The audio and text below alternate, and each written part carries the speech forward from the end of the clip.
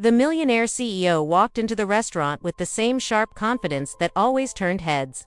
His schedule was packed, his meetings lined up, his phone buzzing with endless calls. But then, something stopped him cold. In the corner of the room, a little girl sat alone, tears streaming down her face, clutching a small teddy bear. She looked scared, fragile, and completely out of place in the luxury setting. For a moment, the man hesitated. This wasn't his problem. But something deep inside wouldn't let him walk away. He crouched down, gently asked her what was wrong, and when her crystal blue eyes met his heart froze. The resemblance was undeniable. She whispered something so unexpected, so life-changing, that his entire world tilted in an instant. That crying girl wasn't just a stranger. She was his daughter. The clinking of silverware and the low hum of voices filled the elite restaurant. Chandeliers glittered above, casting golden light across polished tables where the wealthy dined without a care in the world.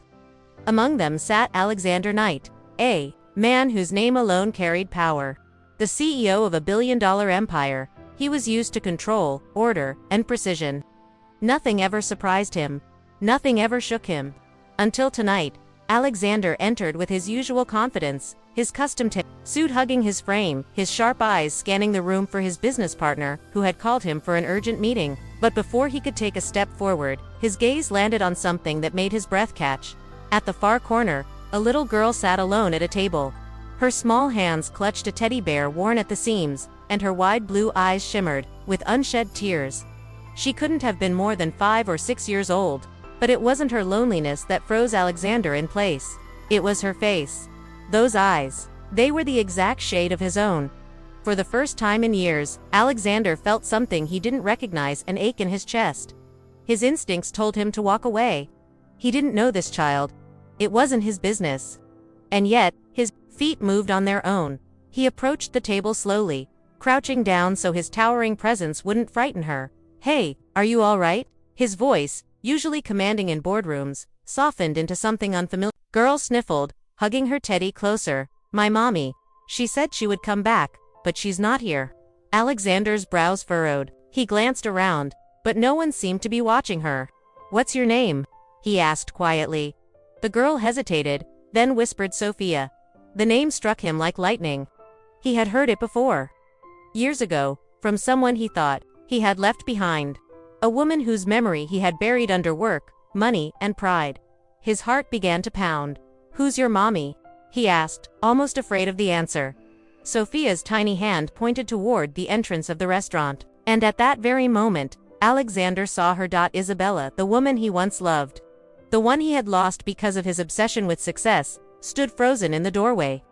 Her face was pale, her lips parted as her eyes locked onto the sight before her. Alexander, holding the little girl in his arms, Sophia turned and smiled faintly, whispering, "Mommy." Alexander's world stopped. His throat went dry, because in that instant, he knew. He didn't need a DNA test. He didn't need an explanation. The resemblance was undeniable, and the truth was written all over Isabella's trembling face. The little girl he was comforting was his daughter? Alexander stood slowly, his arms still protectively around Sophia. Isabella walked toward them, each step heavy with hesitation and fear. The restaurant seemed to blur around them, the curious eyes of strangers fading into the background. "Is it true?" Alexander's voice was low, strained, filled with a mix of anger, confusion, and something else he didn't dare name. Isabella's eyes welled with tears. She opened her mouth, but no words came out. She simply nodded. "Yes, Alexander," she whispered at last. "She's yours." The world tilted. Years of carefully built walls began to crack. The empire he had built, the control he prided himself on, it all seemed meaningless compared to the child in his arms, his daughter. But with the shock came a storm of questions. Why hadn't Isabella told him? Why had she kept Sophia a secret all these years? And what did this mean now? For him, for her, for the child who had no idea of the storm she had just unleashed. Alexander's grip on Sophia tightened protectively as his eyes locked onto Isabella's. For the first time in his life, the man who had everything realized he might have lost the one thing that truly mattered. The restaurant was no longer just a place of wealth and elegance, it had become a battlefield of emotions. Every tick of the clock on the wall echoed like thunder in Alexander's ears. He stood frozen, Sophia's small arms clinging around his neck, while Isabella faced him with trembling hands. "Why?" His voice cracked, though he tried to mask it with his usual steel. "Why didn't you tell me?" Isabella's eyes darted to Sophia, who was now resting her head on Alexander's shoulder, exhausted from crying.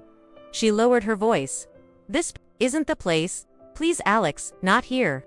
The name Alex hit him like a ghost from the past. No one called him that anymore. No one dared. Except her. With a heavy exhale, he nodded once. Curtly, "Fine. But we're not leaving this unfinished." Moments later, the three of them were seated in a private lounge upstairs, away from prying eyes. Sophia had drifted to sleep on a velvet couch, her teddy bear tucked under her chin. Alexander's gaze never left her face, memorizing every feature. Button nose, her tiny hands, the way she sighed in her sleep. His daughter, flesh and blood. Finally, he turned to Isabella, his voice sharp but unsteady. "You owe me the truth." Isabella's hands clenched in her lap. She looked tired far more than he remembered. Her once fiery spirit seemed dimmed, her elegance touched with weariness. "I wanted to tell you," she whispered. "I tried. But Alex, you were unreachable. You were consumed by your empire. You had no time for me, let alone a child." Alexander's jaw tightened. "That was my decision to make?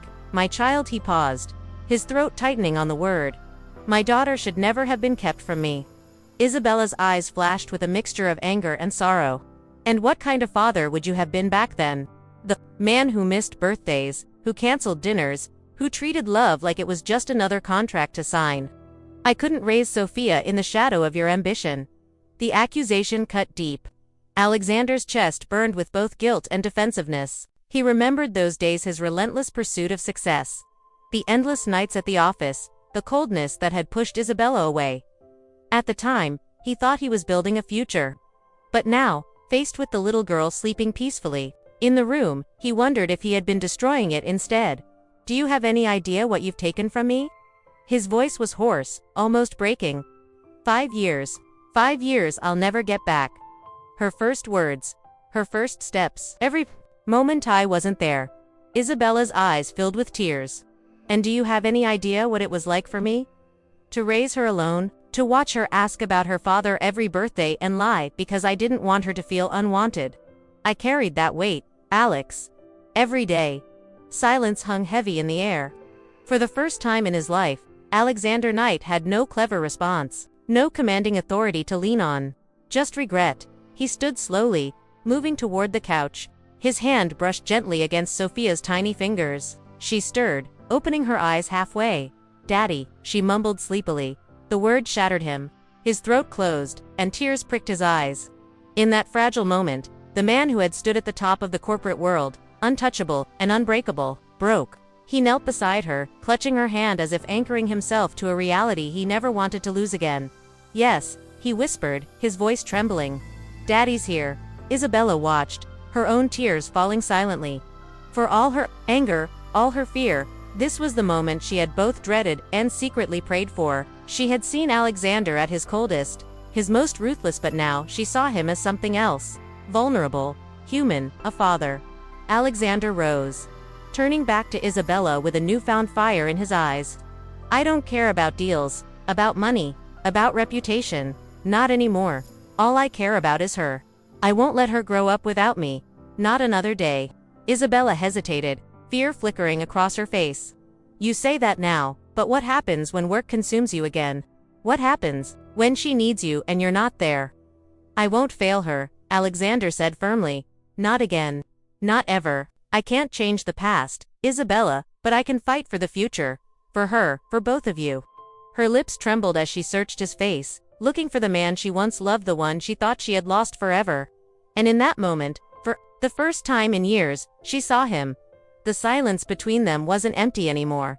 It was full of unspoken forgiveness, hope, and something dangerous possibility. Sophia shifted again, murmuring softly, "Stay, don't go." Alexander's heart clenched. He met Isabella's eyes, his voice breaking. "I'm not going anywhere." And as the night deepened, Alexander Knight, the billionaire CEO, who had thought he owned the world, realized that his greatest treasure had been hidden in plain sight all along: his daughter. Alexander Knight had conquered boardrooms, rivals, and empires, yet none of it compared to the single word that broke him: "Daddy." In one night, The walls of power he built crumbled, replaced by something far more unshakable. For the first time, the millionaire CEO wasn't defined by his wealth, but by the tiny hand clinging to his own. But this story isn't just about Alexander, Isabella, or Sophia. It's about about how life can twist in ways we never expect, how love can heal wounds we thought would last forever, and how family, whether lost or found, can change everything. So, what would you do if you were in Alexander's place? Would you forgive the past? Would you fight for the future?